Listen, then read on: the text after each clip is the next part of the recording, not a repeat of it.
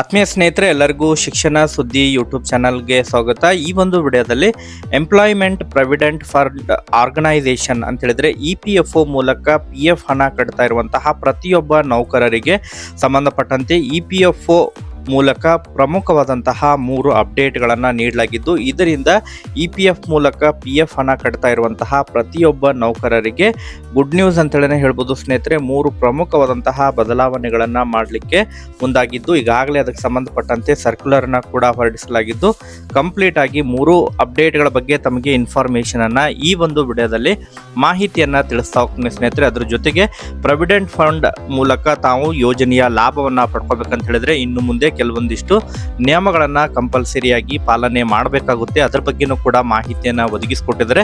So ಎಲ್ಲ ಮಾಹಿತಿಯನ್ನ ತಮಗೆ ಈ ಒಂದು ವಿಡಿಯೋದ ಮೂಲಕ ಇನ್ಫಾರ್ಮೇಶನ್ ಅನ್ನ ತಿಳಿಸ್ತಾ ಹೋಗ್ತೀನಿ. ವಿಡಿಯೋ ಕೂಡ ತಮಗೆ ಸಹಾಯ ಆಗುತ್ತೆ. ಆ ಕಾರಣಕ್ಕಾಗಿ ಚಾನೆಲ್ ಅನ್ನ ಸಬ್ಸ್ಕ್ರೈಬ್ ಮಾಡಿಕೊಂಡು ನಿರಂತರವಾಗಿ EPFO ಬಗ್ಗೆ ತಮಗೆ ಮಾಹಿತಿಯನ್ನ ತಿಳಿಸ್ತಾ ಇರ್ತೀನಿ. ಆ ಕಾರಣಕ್ಕಾಗಿ ಚಾನೆಲ್ ಅನ್ನ ಸಬ್ಸ್ಕ್ರೈಬ್ ಮಾಡಿಕೊಂಡು ವಿಡಿಯೋನ ವೀಕ್ಷಣೆ ಮಾಡ್ರಿ ಸ್ನೇಹಿತರೆ. ಹಾಗಾದ್ರೆ ಬನ್ನಿ ಸ್ನೇಹಿತರೆ, ಇವತ್ತಿನ ಈ ಒಂದು ವಿಡಿಯೋನ ಪ್ರಾರಂಭಿಸೋಣ. ಸ್ನೇಹಿತರೆ, ಮೊದಲನೇದಾಗಿ ಯಾರೆಲ್ಲ EPFO ಮೂಲಕ PF ಹಣವನ್ನ ಕಟ್ತಾ ಇದ್ರ ಪ್ರತಿಯೊಬ್ಬರು ಕೂಡ ತಮ್ಮ ಒಂದು ಯೂನಿವರ್ಸಲ್ ನಂಬರ್ ಏನು ಎಂಪ್ಲಾಯ್ಮೆಂಟ್ ನಂಬರ್ ಇದೆ, ಆ ಒಂದು UAN ಕಾರ್ಡ್ಗೆ ಪ್ರತಿಯೊಬ್ಬರು ಕೂಡ KYC ಯನ್ನ ಮಾಡಿಸ್ಬೇಕಾಗುತ್ತೆ ಸ್ನೇಹಿತರೆ. ಈ ಹಿಂದೆ KYC ಯನ್ನ ಮಾಡಿಸ್ಲಿಕ್ಕೆ ಆಧಾರ್ ಜೊತೆಗೆ ತಮ್ಮ ಒಂದು UAN ಕಾರ್ಡ್ಗೆ ಏನು KYC ಯನ್ನ ಮಾಡಿಸ್ಬೇಕಾಗಿತ್ತು. ಸೊ ಆ ಒಂದು KYC ಯನ್ನ ಮಾಡಿಸ್ಬೇಕಂತ ಹೇಳಿದ್ರೆ EPFO ಮೂಲಕ ಅನುಮತಿ ಬೇಕಾಗಿತ್ತು ಸ್ನೇಹಿತರೆ. ಬಟ್ ಈಗ ಅದನ್ನ ಸರಳೀಕರಣ ಮಾಡಲಾಗಿದ್ದು, ಇನ್ನು ಮುಂದೆ ತಾವು ಹೊಸ ನಿಯಮದ ಪ್ರಕಾರ ಆಧಾರ್ ಮತ್ತು UAN ಕಾರ್ಡ್ನಲ್ಲಿ ತಾವು KYC ಯನ್ನ ಮಾಡಿಸ್ಲಿಕ್ಕೆ ತಮ್ಮ ಆಧಾರ್ಗೆ ಸಂಬಂಧಿಸಿದಂತೆ UAN ಕಾರ್ಡ್ನಲ್ಲಿ ಸಂಬಂಧಿಸಿದಂತಹ ಹೆಸರು, ಲಿಂಗ ಮತ್ತು ಜನ್ಮ ದಿನಾಂಕ ಮ್ಯಾಚ್ ಆಗ್ತಾ ಇದ್ರೆ ತಾವು ಸುಲಭವಾಗಿ ಅದನ್ನ KYC ಯನ್ನ ಮಾಡಿಸಬಹುದಾಗಿರುತ್ತೆ ಸ್ನೇಹಿತರೆ. ಎಂಪ್ಲಾಯ್ಮೆಂಟ್ ಪೋರ್ಟಲ್ ಮೂಲಕ ಕೂಡ KYC ಯನ್ನ ಮಾಡಿಸ್ಲಿಕ್ಕೆ ಈಗ ಅವಕಾಶವನ್ನ ನೀಡಲಾಗಿದೆ ಸ್ನೇಹಿತರೆ. ಅದರ ಜೊತೆಗೆ ಉಮಂಗ್ ಆ್ಯಪ್ ಮೂಲಕನೇ ಕೂಡ ತಾವು ತಮ್ಮ ಮನೆಯಲ್ಲೇ ಕುಳಿತು ತಮ್ಮ ಒಂದು ಮೊಬೈಲ್ ಮೂಲಕನೇ ತಾವು ತಮ್ಮ ಒಂದು UAN ಕಾರ್ಡ್ಗೆ ಆಧಾರ್ ಕಾರ್ಡ್ KYC ಯನ್ನ ಮಾಡಿಸಬಹುದಾಗಿರುತ್ತೆ ಸ್ನೇಹಿತರೆ. ಸಿಂಪಲ್ ಆಗಿ ಆಧಾರ್ ಕಾರ್ಡ್ ಮತ್ತು ಫೇಸ್ ಅಥೆಂಟಿಫಿಕೇಶನ್ ಮೂಲಕ ತಾವು ಹೊಸದಾಗಿ UAN ಕಾರ್ಡ್ ಕೂಡ ತಾವು ಪಡ್ಕೋಬಹುದಾಗಿರುತ್ತೆ ಸ್ನೇಹಿತರೆ. ಅದ್ರ ಜೊತೆಗೆ ಬಹಳ ಪ್ರಮುಖವಾಗಿ ಆಗಸ್ಟ್ 1ನೇ ತಾರೀಕು ಈ ಒಂದು ಸಂಬಂಧಪಟ್ಟಂತೆ ಈಗಾಗಲೇ EPFO ಸರ್ಕ್ಯುಲರ್ನ ಕೂಡ ಬಿಡುಗಡೆ ಮಾಡಲಾಗಿದ್ದು, ಹೊಸದಾಗಿ ತಾವು EPFO ಕಾರ್ಡನ್ನು ಪಡ್ಕೋಬೇಕಂತ ಹೇಳಿದ್ರೆ ತಾವು ಸುಲಭವಾಗಿ ಉಮಂಗ್ ಆ್ಯಪ್ ಮೂಲಕ ತಾವು ಈ ಒಂದು UAN ಕಾರ್ಡನ್ನು ಜನರೇಟ್ ಮಾಡಿ ಅದನ್ನು ಕಾರ್ಡನ್ನು ಪಡ್ಕೋಬೋದಾಗಿರುತ್ತೆ.